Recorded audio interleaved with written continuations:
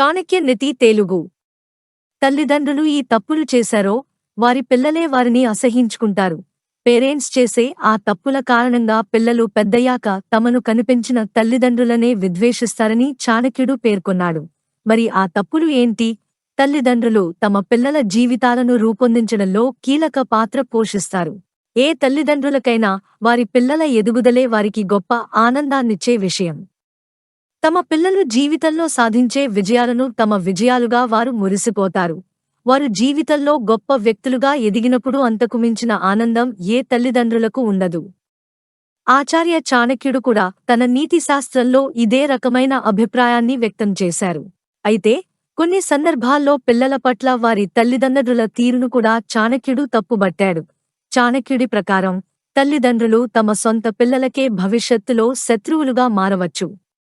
అందుకు తల్లిదండ్రులు చేసే రెండు క్లిష్టమైన తప్పులు ఆ పరిస్థితులకు దారితీస్తాయి.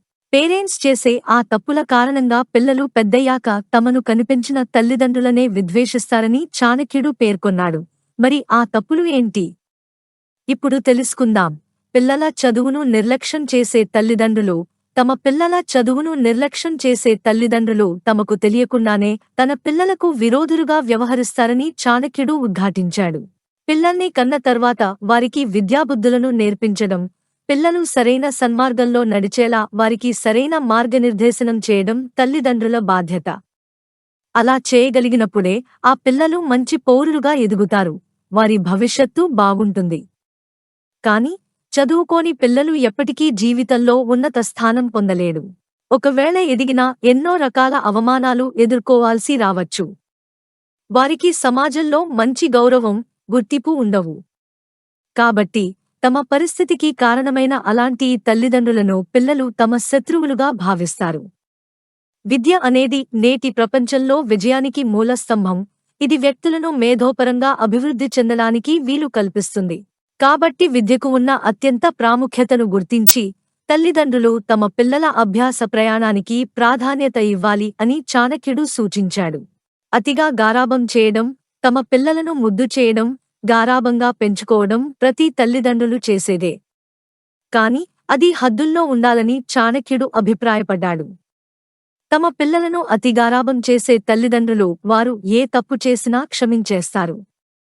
కాని పిల్లలకు మొదటి ఉపాధ్యాయులుగా తల్లిదండ్రులే ఉంటారు. తమ పిల్లలను ధర్మమార్గం వైపు నడిపించడంలో కీలక పాత్ర కూడా వారిదే. కాని పిల్లలు తప్పు చేసినా వారి తప్పును తెలియజేయకపోతే, దానికి తోడు ఆ తప్పును ప్రశంసిస్తే వారు పెద్దయ్యాక అధర్మ మార్గాన్ని ఎంచుకుంటారు. వరుసగా తప్పులు చేస్తూ సమాజంలో చెడ్డ పేరును తెచ్చుకుంటారు. అది తర్వాత వారి జీవితంలో ఎన్నో పరిణామాలకు దారితీయవచ్చు. దీంతో ఒక నిర్దిష్ట సమయంలో తల్లిదండ్రులు తమని సరిగ్గా పెంచలేదని వారి పిల్లలు భావిస్తారు. ఆ తర్వాత వారిని శత్రువులుగా చూడటం మొదలు పెడతారు. అతి అమృతం కూడా విషమే అన్న సామెతను చాణక్యుడు తెలిపాడు.